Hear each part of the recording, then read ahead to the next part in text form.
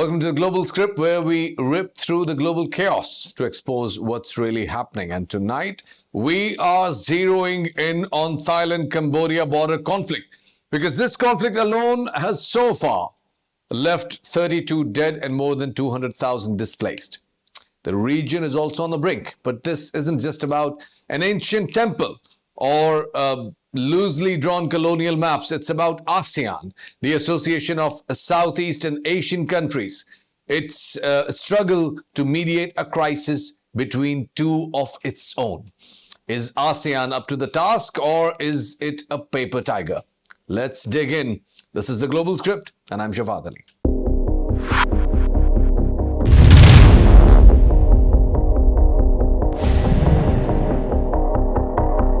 Well, the mess traces back to 1907, when France's sloppy colonial map left Preah Vihear temple in a dispute. In 1962, the International Court of Justice gave it to Cambodia, but Thailand never fully bought in. By 2008, Cambodia's UNESCO bid for Preah Vihear sparked clashes. In 2011, banned cluster munitions were allegedly used.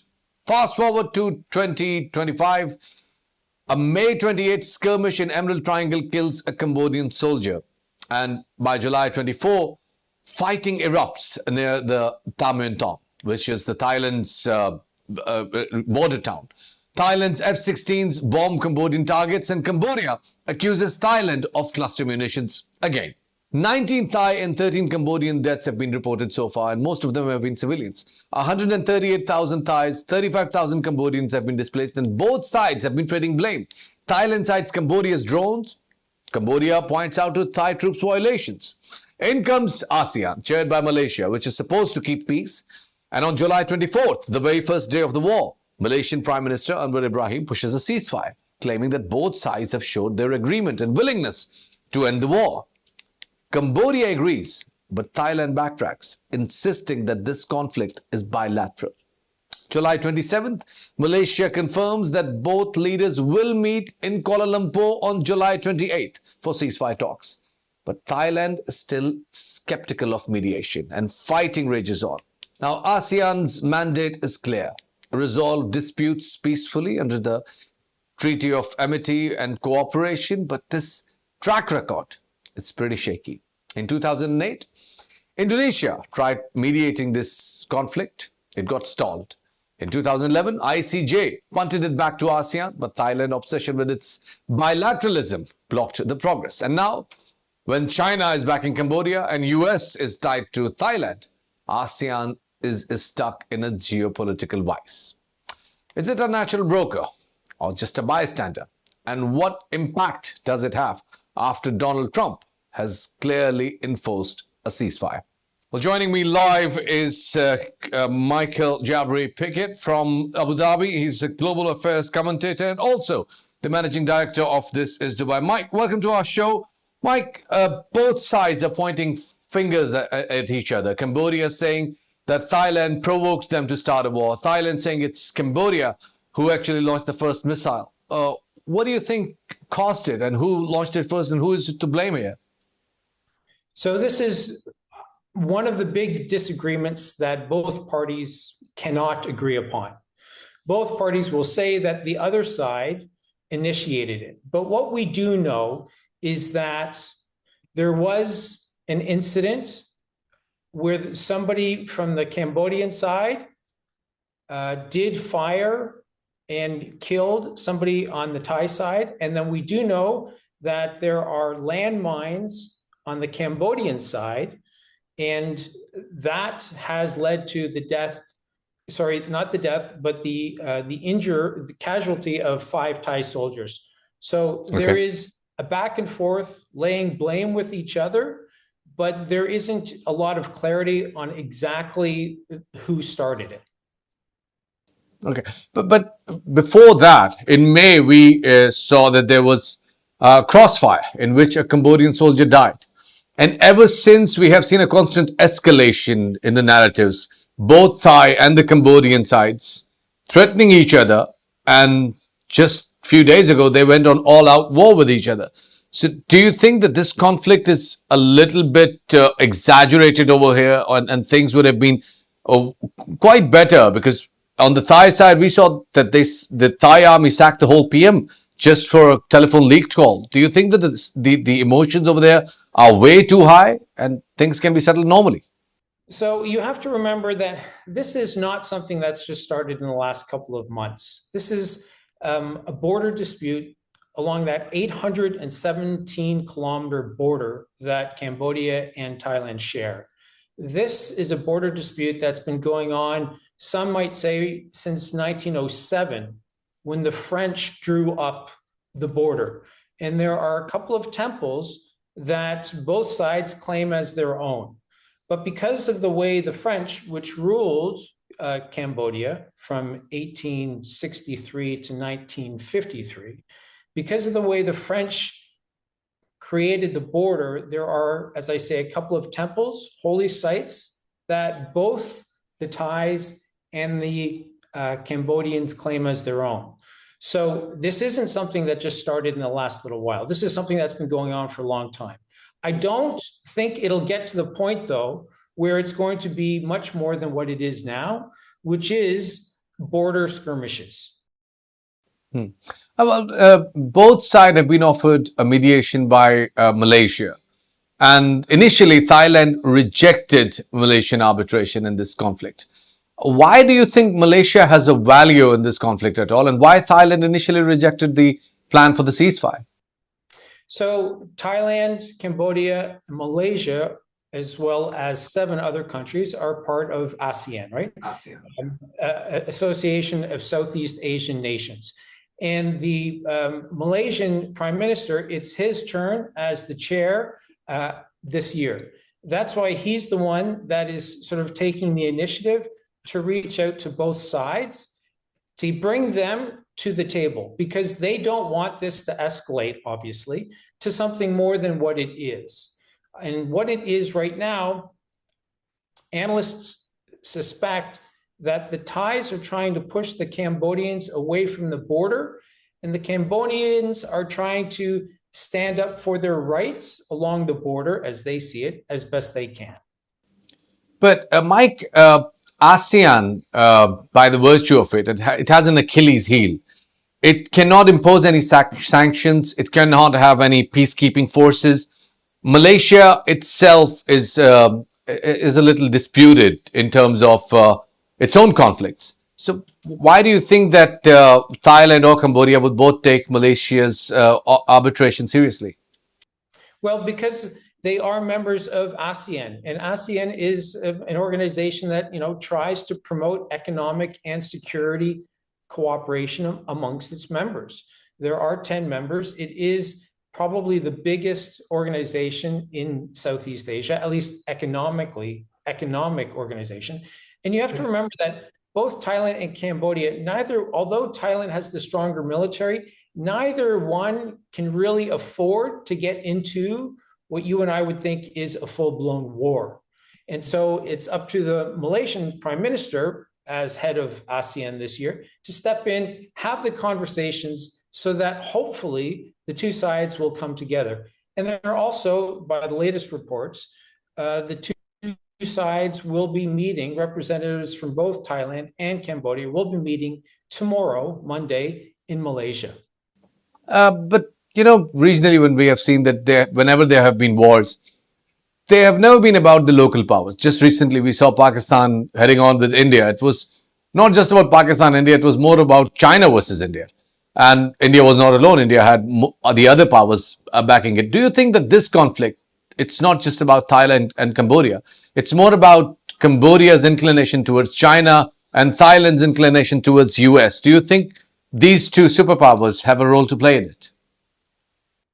So I don't think that they have a military role to play. And I would actually say that Thailand now, although they do buy weapons from the US, they actually are closer to China than they are to the US. Cambodia, of course, is very close to China. But I believe that the Americans and the Chinese recognize that this is, again, I don't want to downplay the significance of it because people have died, and about 160,000 people have been displaced. Yeah. But it is a border skirmish, and it's not something that is that new to either side. And I think the Chinese and the Americans recognize the significance of it. And they also realize this is not going to be worth either a superpower, China or the US, getting involved, at least directly. So if global powers are not getting involved, that means we are back to the square one, which is Malaysia. But back in 2008, when Indonesia tried to create an arbitration and Thailand outright refused it because they don't want observers. They don't want someone else because they are more concerned about sovereignty. Do you think it's another deja vu over here? So I don't. And I would say that, to repeat myself, China and the US recognize there isn't a point to get involved militarily. But what has happened, of course, just today, is that Donald Trump has had conversations with both the acting prime minister in Thailand and the prime minister in Cambodia. And he said to them, there will be no tariff talk, and we only have a few days until the August 1st deadline. There will be no tariff talk until there's a ceasefire. So if Malaysia isn't successful, Malaysia will be able to become successful because of what Donald Trump is doing behind the scenes. Of course, it's not so much behind the scenes because we know the president likes to get out in front, go on his Truth Social and talk about how successful he's been in conversations. But Mike, Thailand has always been insisting. I'm sorry to cut you, Mike, but Thailand has always been insisting to keep this issue bilateral. Do you think with Trump announcing a ceasefire or almost enforcing it, it definitely gives a lot of power to Malaysia right now, and definitely Kuala Lumpur would be very happy about it. But do you think that Thailand would abide by it? I do think Thailand right now recognizes that they have a stronger military than Cambodia. They're in a better position to push the Cambodians away from the border, which is what the Thais want. You also have to recognize that there is an acting prime minister in Thailand, and that, of course, is because of that phone call mid-June about a month ago, 6 weeks ago, where the prime minister at the time, Shinawatra, had that conversation with a former Cambodian prime minister, and that phone call was leaked by someone on the Cambodian side. And that phone call led directly to demonstrations in Thailand. So I think the Thais have to do a little bit of deflecting away from what they don't want people focused on, which is that phone call. And you also have to remember that there have been many coups in Thailand, and the military is incredibly strong. And I think they're trying to make this point. So Thailand has its own initiatives. And you also have to remember that, of course, Cambodians will want peace, and Malaysia will want to do its part, but everybody will come to the table if the US president is going to threaten. But there is an elephant on the border, and that is 1,000-year-old temple. And as long as that temple is not sorted, the both sides will stay pretty angry to each other. And Thailand, just like before, it has previously sanctioned Cambodia. It has stopped the power and the internet and the connectivity and the other sanctions, the trade sanctions, whatever they could do, they have done it before. Do you think that after this enforcement of ceasefire, the Thailand would not do what it has done in the past? So I think that's where, again, the priority is going to be keeping the US president happy and trying to work with what he wants. Then it's to get the tariff deals done. Then I think that's when the Malaysian prime minister, as head of ASEAN for this year, that's where his role will be essential as he tries to have these conversations with the Cambodians and the Thais about some of those important issues like the temple, and maybe they can sort out some of the other issues along the border that they've had for more than 100 years.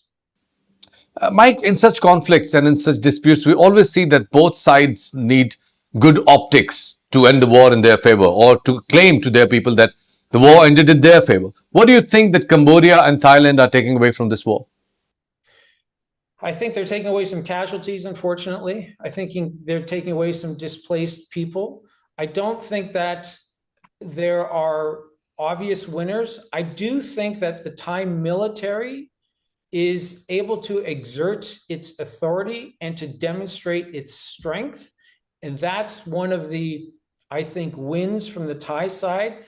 The Cambodians, I think, can take away the fact that they didn't back down, that they did throw artillery shells back towards the Thais, and I think they'll be able to take that away. So both sides can leave this skirmish or these skirmishes with their heads held high from a military point of view, and hopefully that will be enough for them to feel like, okay, we can sit down and talk now. Both sides usually, at the end of the war, they get diplomatic advantages. Who do you think will be having a diplomatic advantage in this war? So I think the only diplomatic advantage, I don't know if it would be a diplomatic advantage. I think the only advantage would be going to the Thai military. And maybe if the Malaysian Prime Minister is successful, he might be able to say that it was because of his stewardship that these two sides came together. Of course, Donald Trump will also be able to say that he was victorious. I don't know that diplomatically the Thais and the Cambodians are able to take away too much. Well, thank you so much, Mr. Michael, for joining it. It's amazing to have you on our show. We'll keep you having again. Thank you so much. Well, time for a quick break. We'll be right back after this short break.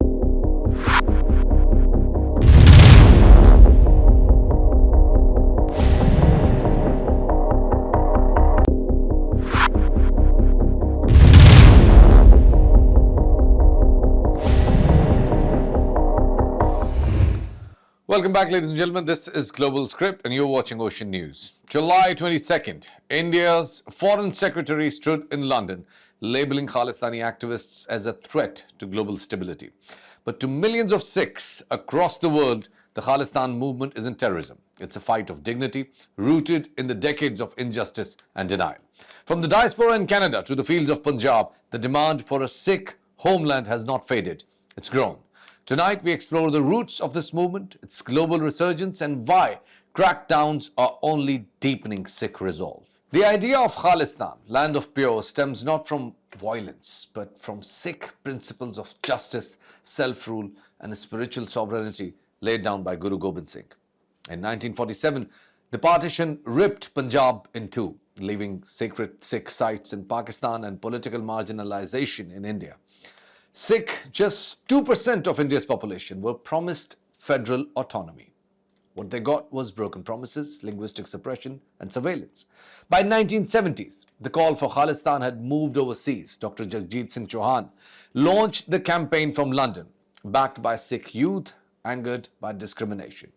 In 1984, it boiled over. Operation Blue Star, India's military assault on the Golden Temple, killed Jarnail Singh Bhindranwale and hundreds of civilians inside of the faith's holiest site. What followed was worse. Anti-Sikh pogroms in Delhi, where mobs aided by political actors massacred over 8,000 Sikhs. For the global Sikh community, this wasn't just trauma. It was confirmation that India had turned against its own. 1984 radicalized the diaspora. In 1985, the bombing of Air India Flight 182 was blamed on Sikh separatists in Canada. But to this day, the investigation remains mired in secrecy and controversy. For many, the case symbolized how justice was denied, both for the victims and for the wider Sikh community, demonized in its wake. Meanwhile, in Punjab, India's military operations killed tens of thousands between 1984 and 1995. Yet, while the movement was suppressed in India, it found a new life abroad. In Canada, which is home to over 770,000 Sikhs, groups like Sikhs for Justice launched symbolic referendums on Khalistan. Now, these non-violent votes in cities like Brampton, London, Melbourne drew tens of thousands. For many, it was the first chance to openly reclaim identity and resistance. And then came June 2023. Hardeep Singh Nijjar, a Canadian Sikh leader and advocate for Khalistan, was shot at outside his Gurudwara. Canada's then Prime Minister Justin Trudeau accused India of involvement, and Delhi called this claim absurd. But to Khalistanis, this wasn't a debate. This was an assassination.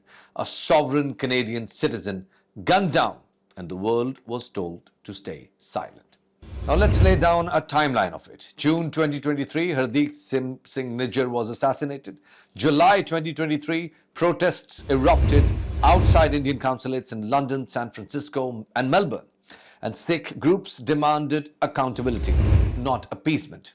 November 2023, demonstrations break out at Brampton's Hindu Sabha temple during an Indian diplomatic event. The Indian government calls it chaos. Sikh organizations call it a cry for justice. October 2024, Canadian intelligence points to foreign involvement in Nijjar's murder. India withdraws diplomat. Sikh leaders say pressure only validates their cause. June 2025, Canada's CSIS confirms surveillance of Sikh groups, igniting anger. Civil liberty groups call it racial profiling. India demands, in July, more bans, more arrest, more silencing. Sikh worldwide respond that they will not be erased. Just recently in Indian Punjab, Amritpal Singh, a religious leader previously jailed under the national security laws, wins a parliamentary seat in June 2025 by over 190,000 votes. That's democracy speaking. Joining me live is Gurpatwat Singh Pannu, who's an American lawyer and also a global Sikh activist, and he's joining us live. Mr. Pannu, welcome to the Global Script, and thank you so much for joining us. ਜੀ ਸ਼ਫਾਕ ਸਾਹਿਬ ਤੁਹਾਨੂੰ ਵੀ ਤੇ ocean TV ਦੇ ਰਾਹੀਂ ਦੇਸ਼ ਵਿਦੇਸ਼ਾਂ 'ਚ ਮੇਰੇ ਪਾਕਿਸਤਾਨ ਦੇ ਆਵਾਮ ਨੂੰ ਵਾਹਿਗੁਰੂ ਜੀ ਕਾ ਖਾਲਸਾ ਵਾਹਿਗੁਰੂ ਜੀ ਕੀ ਫਤਿਹ and thank you ਸ਼ਫਾਕ Sahib for having me on your show. Thank you so much. Thank you so much. Well, sir, I'll go straight to the questions. Without much asked, there has been a global outreach. You've been advocating Sikh rights. You've been talking about Khalistan, and you have been a pretty vocal activist about this. And your referendums, the referendums that you spearhead, they attract more than 1.3 million Sikhs in the diaspora. What impact does it create to the voices of the Sikhs who are living all over the world, including India? You know, there is a difference. What Sikhs for Justice is doing is goes with a famous saying, action speaks louder than the words. Our action is that through Khalistan referendum, through ballot, through voting, we are fighting India's Modi regime's violence. We are fighting India's Modi regime's ballots and the bombs through a peaceful and democratic process of Khalistan referendum. And through this peaceful process, with the most potent weapon of the century in our hand, that is a pen, we are going to make sure that we liberate Punjab from the Indian occupation, we balkanize India, and we make sure that Punjab becomes an independent country, Khalistan. Do you think that your voice, your demands, they have an impact over the people, over the Sikhs living in Indian Punjab right now? Do you think that it is changing the mindsets of the youth, especially living in Punjab? You know, we are the voice of the Punjab. The ink we are carrying in this pen, in this referendum, on the ballot paper, is the blood of the martyrs. Over 150,000 Sikhs families in Punjab were martyred for the independence of Punjab. It is not that we are the impact. Those martyrs are the impact. Those martyrs, we are the voices of those martyrs who fought defensively in armed struggle in Punjab to liberate it from Indian occupation. We are not making it the difference. We are the voices of those martyrs. And through Khalistan referendum, right now we are campaigning in Indian occupied Punjab. And very soon, starting in 2026, we will be starting voting for Khalistan referendum, even in the Indian occupied Punjab and other areas where there is a heavy population of Sikhs in India. India labels this whole movement as terrorists. They label you as separatists. How do you define this movement? How does this validate your argument that it is peaceful, it is not carrying weapons, and it is for the people of Punjab only? See, let's see my actions. If exposing India's transnational repression and exposing Modi regime's killing of Muslims in Gujarat is a terrorism, then surely they can call me a terrorist. If exposing and campaigning for Punjab's independence peacefully and democratically is a terrorism and I am designated as a terrorist, that is, so be it. Because India is the only country that designates, that labels a peaceful democratic Khalistan referendum as a terrorism and labels me as a terrorist.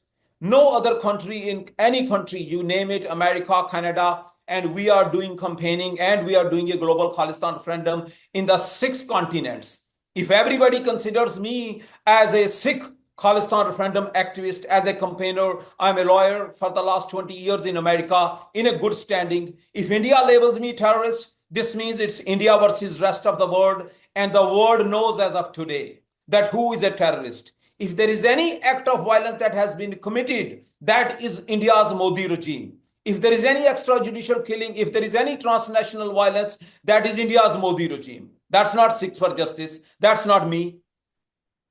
You have reservations, and they're pretty strong ones, and they all apparently they all arise from the 1984's Operation Blue Star, and I think it didn't end over there, because we just recently have witnessed an interterrestrial terrorism, act of terrorism, as labeled by the Canadian government after Hardeep Singh Nijjar was assassinated by the Indian agents in Canada. Your life has also been under threat. You have always mentioned about it. Do you think that this whole movement is getting a lot of pressure from India? And tell us about your security and your opinion about this whole Indian activism. You know, it's unfortunate that we lost one of our organizers, Hardeep Singh Nijjar, in Canada, and our Khalistan referendum organizers like Paramjit Singh Phamma in UK, they are under constant threat of being targeted by the Indian government. But my only regret in this campaign is that I have only one life to give to Khalistan referendum. I'm not afraid of a death. I'm not afraid of Modi's assassination attempts, because in our faith, that is Guru's Sikh, we know the day I was born, the date of my death is written on my forehead, and I'm not afraid of India's bullet. I have only regret that I will be only having a one life to give for the cause, to give for the liberation of Punjab from the Indian occupation and for Khalistan. Indians have been, labeling you with all sort of accusations. The most recent ones are that, Indian farmers, the Punjabi farmers in India, they are being paid pretty well, and they are absolutely fine, and there is no such grievances, and their music, their culture is being streamlined in the main media. So apparently there is nothing wrong with it. And all this Khalistan movement is just fueled and driven by so-called Pakistani investments. Your comment on that? I didn't get your question. India has been accusing that there is nothing wrong in Indian Punjab. Sikhs are very happy in Indian Punjab. The Indian farmers are very happy in Indian Punjab. They say that your culture and your music is being represented in the Indian mainstream movies of Bollywood. They say there's nothing wrong, absolutely nothing. Everything is fine. This whole movement of Khalistan is just based in Canada and Northern America, and it's absolutely fine. So your comment on that? As I stated earlier, that we represent 150,000 martyrs who have given up their lives for the cause of Khalistan. India committed, the successive Indian governments have committed genocide of Sikhs starting from 1984 till 1995, starting from Amritsar genocide when they invaded Shri Darbar Sahib in June 1984, coming to the next genocide of Operation Woodrose, and then in November 1984, another Sikh genocide where over 30,000 Sikhs were extrajudicially killed and they were targeted throughout India. Right now, all this genocide has been gone to the next stage where they are committing econocide of Punjab. And how they are trying to cover it up? Through the Bollywood, through the music, and through the sending these singers out in America, Canada, or even in Pakistan, bringing the culture and the music out as if everything is okay. But the Punjab has been made the killing fields of the Sikhs. We talk about farmers today. Every month, over 30 farmers, Sikh farmers in Punjab, that is their own data, they are forced to commit suicide while 27 million population of Sikhs in Punjab, or the total population of Punjab. They are feeding over 600 millions Indians. If a 27 million population is feeding 600 million people, and every month 30 Sikh farmers are forced to commit suicide because they cannot pay back their loans, is everything okay? Who is going to raise the voice? Anybody that who raises voice in today's Punjab, the new government of which is backed by Amit Shah, the Aam Aadmi Party, they are going back on 1990s and they are killing Sikh farmers. They are killing Sikhs again. They are calling them gangsters. Nothing is right in Punjab. And that's what we are exposing. And that's why the Modi regime is out to kill me and to kill other Khalistan Freedom organizers. Just recently, we have witnessed that Amritpal Singh, a very vocal activist, a jailed activist of Khalistan, in 2025 won the Lok Sabha seat. What impact, what implication do you think this victory of Amritpal Singh have on the Khalistan movement? To tell you truthfully and honestly, Amritpal can win under Indian Constitution. Singh can win under Indian Constitution, but they will not be able to make a difference as long as you are vouching your oath to the Indian Constitution that labels the Sikhs, the same Constitution that has committed genocide of Sikhs, the same Constitution that is responsible for the econocide of Punjab, the same Constitution which is killing farmers. Whether it is Amritpal, whether it's going to be Singh, the only way forward for Punjab is to liberate it from the Indian occupation. Every vote that has been given and that has been given on the ballot for Amritpal was with the intention and with the focus that he is a pro-Khalistan Sikh. India has always been aware of the intentions of the Sikh leadership ever since the independence was achieved. The Punjab was not bifurcated, it was trifurcated. We saw that Himachal and Haryana is also, it has been separated, and Punjabi Sikhs are now, just like you mentioned, they are in a pretty bad shape in Indian Punjab alone. So what do you think that if Khalistan ever becomes a reality, do you think it's going to stay in the present Punjab's borders, or it's going beyond?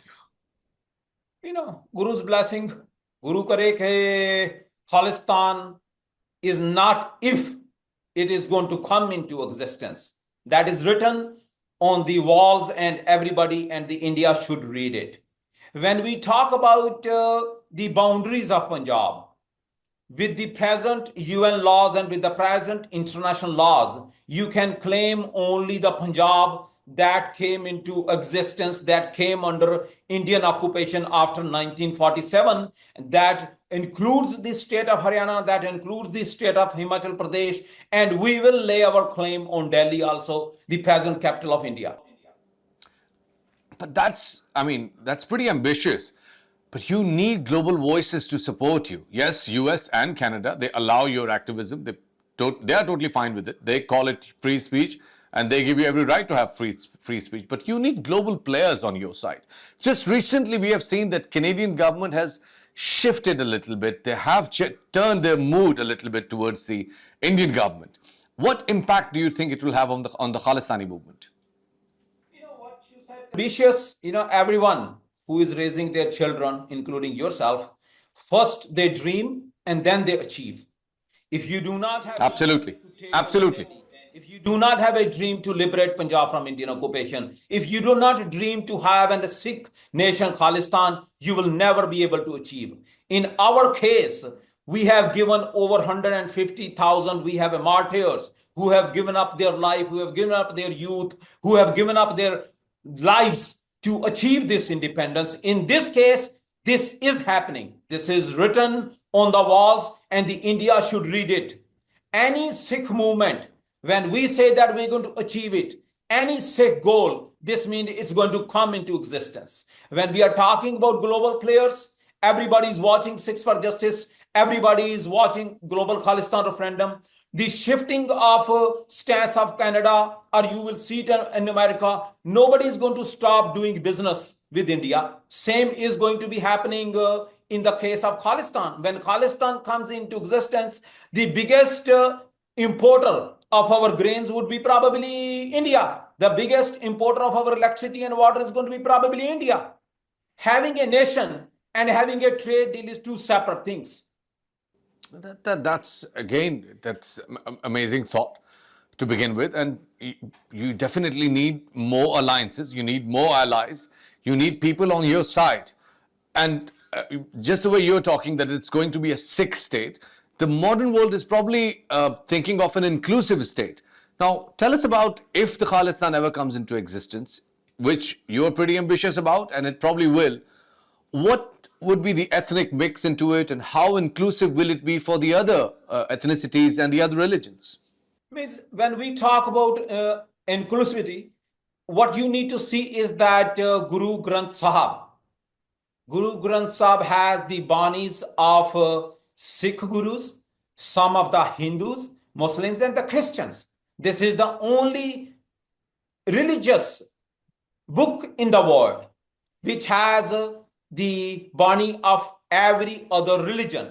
When I'm talking about a Sikh nation, I'm talking about the Sikh religion. Every religion in the world, when we are talking about Muslims, Christians, or any other world, they have probably 50 nations each. Sikhism is the only religion in the world which does not have a nation of its own where they are in majority. That's what I'm talking about. But this Punjab will include Hindus, Sikhs, Muslims, and Christians, and all will be treated as a humans first. Religion comes secondary. Every human being will be treated equally, and that will be the state of Punjab. That will be the Khalistan. POTUS, let's talk about the future plans. How are you going to, let's see that in 2026 you are achieving the referendum, and you plan and you're talking about extending this referendum into the Indian Punjab and Haryana and Himachal. Let's see, let's assume that you achieve that in the next year or in the year after. What's the future plan? How are you going to move forward with that? The first plan is we just make stages. The second stage of this one is to register votes for Khalistan referendum in Punjab, Haryana, Himachal, and other states where Sikhs are heavily populated. Once we register the Khalistan referendum voting, then we would come to the stage that how we could achieve that Khalistan referendum in Punjab and other states. Once we conclude the Khalistan referendum, which we are very hopeful that a majority must have voted to have an independent Sikh state Khalistan, because our question is, should Indian government Punjab be an independent country Khalistan? I hope with the Guru's blessing that the majority is going to vote. Once we get the votes, we are going to declare Sikhs as a nation, and we are going to put a claim before United Nations General Assembly. That's amazing to know. Thank you so much, Mr. Panu, for joining us and telling us and enlightening us. Thanks for having me on your program. Thank you so much. Thank you so much. And we'll pray for your safety, and may this referendum and this movement. I tell you that on 17th August, the Khalistan referendum voting will be happening in the political capital of the world, that is Washington, D.C. Well, thank you so much, Mr. Panu, for joining in and enlightening us about the Khalistan movement. Well, definitely, 17th August is a big day in the Khalistan movement. Let's see what comes out of the referendum. Well, time now to say goodbye. This is the Global Script. Keep watching Ocean News.